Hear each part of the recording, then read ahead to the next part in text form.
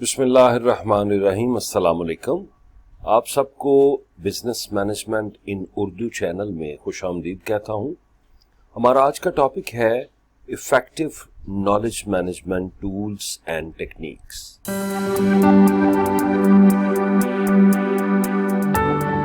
People are the most important resource for any firm. Their expertise defines what the company is capable of. इसका मतलब ये है कि अगर आप ये समझना चाहते हैं कि कोई एक ऑर्गेनाइजेशन किस हद तक परफॉर्म कर सकती, क्या बना सकती, किस लेवल का बना सकती, मींस कितनी वैल्यू ऐड कर सकती है, तो उसके ह्यूमन रिसोर्स को समझें। अब ह्यूमन रिसोर्स की इंपॉर्टेंस इधर हमें नजर आती है। तो इसके लिए मैं एक छोटा सा केस यहाँ पे डिस्कस करूंगा एंड आपको समझ आएगी कि एचआर की कॉम्पिटेंसी क्या है। यहां हम जिक्र करेंगे हेनरी फोर्ड का। हेनरी फोर्ड कंपनी रन कर रहा था जिसे मैं फोर्ड मोटर कंपनी कहता हूं। हेनरी फोर्ड के पास एक जनरेटर था, इलेक्ट्रिकल जनरेटर, जो कि आउट ऑफ ऑर्डर था, चल नहीं रहा था। उसने काफी एफर्ट की, मुख्तलिफ बंदों को बुलाया कि कोई आके उस जनरेटर को चलाए, लेकिन कोई न चला सका। फाइनली उसने चार्ल्स स्टेनमेट्स को बुलाया, जो कि एक बड़ा वेल नोन इंजीनियर था अपने वक्त का। उसने आगे कहा कि मुझे पेंसिल, पेपर, चाक और एक कॉर्ड चाहिए। उसने ये चीजें ले ली और उसने जनरेटर की इंस्पेक्शन शुरू कर दी। 2 दिन के बाद उसने फॉल्ट को फाइंड आउट किया और उसने तकरीबन 16 जो वायर्स थी, जो वाइंडिंग जिन वायर्स की होती है, वो आइडेंटिफाई की कि ये प्रॉब्लम कर रही हैं, इनको रिप्लेस करें। सो उनको रिप्लेस किया तो जनरेटर चल पड़ा।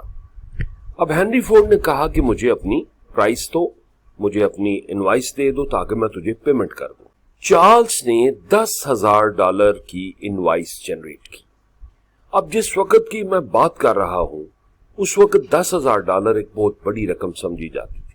सो हेनरी बड़ा हैरान हुआ कि एक जनरेटर को ठीक करने का एक एक्सपर्ट $10,000 डिमांड कर रहा है। खैर, उसने कहा कि मुझे इसका ब्रेकअप दे दें। तो उसने 2 चीजें लिखी कि $1 to draw a chalk line, कि $1 मैंने लिया और मैंने ड्रा किया कि यहां पे प्रॉब्लम है तो इसको आप करेक्ट करें, और $9,999 इस बात के मैंने लिए कि कहां पे मैंने चौक से निशान लगाना है या ड्रॉ करना है। मतलब यह है कि काज की आइडेंटिफिकेशन के मेजर पैसे थे और उसको इंप्लीमेंट करने के बिल्कुल थोड़े से पैसे थे। तो इससे हमें यह समझ आती है कि एक ह्यूमन रिसोर्स कितना अहम होता है, कितना इंपॉर्टेंट होता है किसी भी कंपनी के लिए। दूसरा point, both the knowledge required for the organisation and the knowledge of the workforce are always evolving. यहां पे लफ्ज है इवॉल्विंग का। इवॉल्विंग से मुराद ये है कि जो नॉलेज ऑर्गेनाइजेशन को चाहिए टू परफॉर्म सर्टन टास्क्स, और जो नॉलेज एम्प्लॉय को चाहिए कि वो अपने आप को इक्विप करे मशीन के साथ और प्रोसीजर के साथ, तो ये कॉन्टिन्यूस बेसिस पे ये नॉलेज इवॉल्व होता रहता है।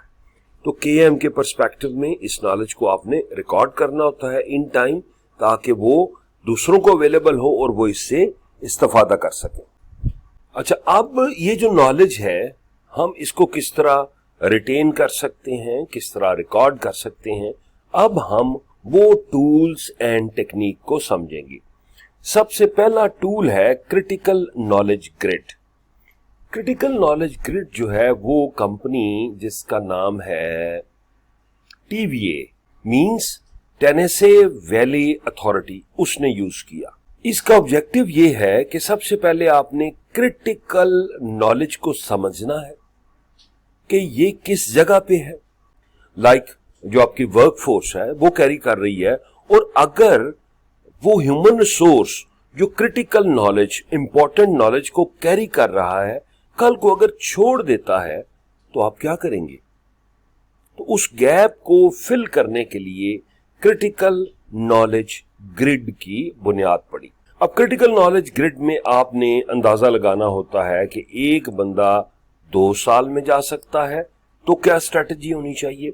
और एक बंदा 6 माह में जा सकता है, तो उसका क्या प्रोसीजर आप सेट करेंगे। तो जो एचआर के जाने से खला पैदा होगा, आपने उसको फिल करना होता है। दूसरा पॉइंट है नॉलेज रिटेंशन टूल्स का। Sharing of knowledge with colleagues एक बेस्ट एग्जाम्पल है नॉलेज रिटेंशन की, क्योंकि मुझे अगर कुछ बहुत बेस्ट आता है तो मैं अपने कलीग्स को बता देता हूं, तो वो भी उसी तरह परफॉर्म करना शुरू कर देते हैं।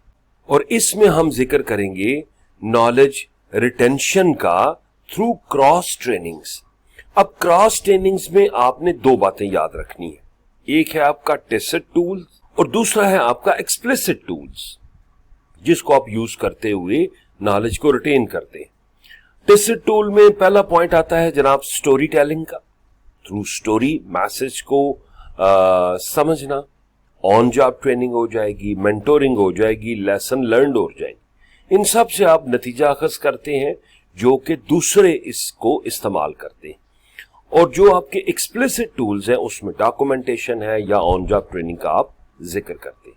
तो knowledge retention tool sharing of knowledge का जिक्र करता है और क्रॉस ट्रेनिंग्स का जिक्र करता है। थर्ड पॉइंट है नॉलेज मैपिंग। बहुत अहम पॉइंट है कि नॉलेज को आप मैप करें। नॉलेज मैप करने का ऑब्जेक्टिव ये होता है कि सबसे पहले आइडेंटिफिकेशन ये की जाती है कि नॉलेज कहां कहां पर है, किस किस के पास है और उसको किस तरह रिकॉर्ड करना है और किस तरह उसको शेयर करना है। नॉलेज मैपिंग का असल मकसद यही होता है। Point number 4, community of practice. Community of practice एक ऐसी प्रैक्टिस है जिसमें आप वॉलंटियर्स को इकट्ठा करते हैं, उनको साथ बिठाते हैं और उनका आपस में जो कम्युनिकेशन का लेवल है वो इनहांस करते हैं। ये बेसिकली सेल्फ लर्निंग होती है और एक दूसरे से आप लर्न करते हैं। इसमें मीटिंग्स अरेंज की जाती हैं, इसमें सेशंस रखे जाते हैं। कम्युनिकेशन और मोटिवेशन पे बड़ा फोकस रखा जाता है कि कुछ जो लोग हैं, जो कलीग्स हैं, आपस में मिल के बैठें, एक पॉइंट को डिस्कस करें, एक वाकये को डिस्कस करें, उसके क्या बेनिफिट्स हुए, क्या उसके डिसएडवांटेज रहे, उसको डिस्कस करके future line of action set करें। नंबर 5, आइडिया मैनेजमेंट।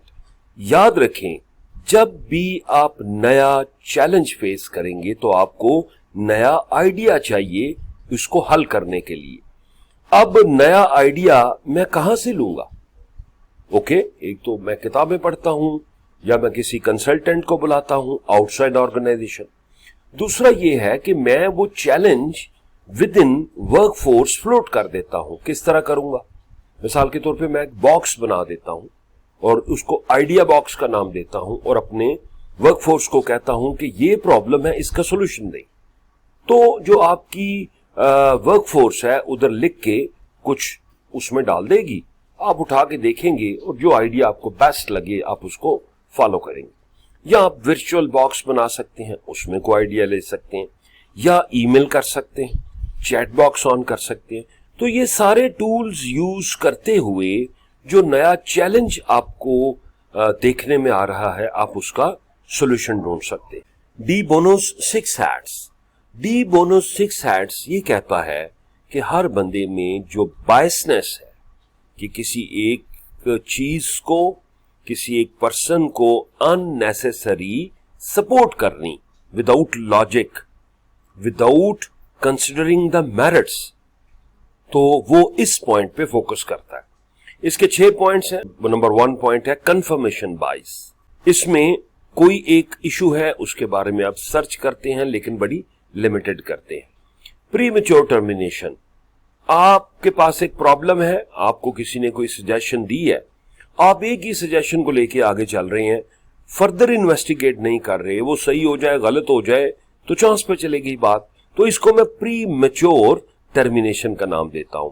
तीसरा है cognitive inertia, means unwillingness to change, के बंदे चेंज करना ही नहीं चाहते। 4th पॉइंट है सिलेक्टिव परसेप्शन। मैंने कुछ परसीव कर लिया कि ये ऐसे ही होगा, तो परसेप्शन पे आप डिसीजन लेते हैं।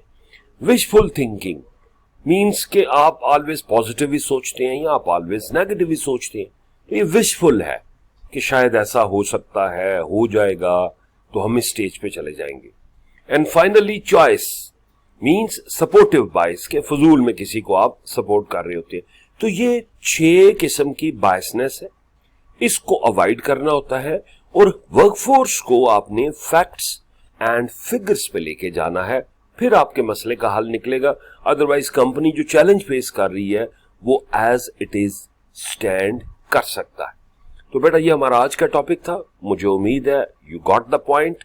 बेहतर यह है कि इस वीडियो को आप 2 to 3 टाइम्स देखें ताकि आपको आइडिया की समझ आए। कोई क्वेश्चन हो यू कैन कॉन्टैक्ट मी।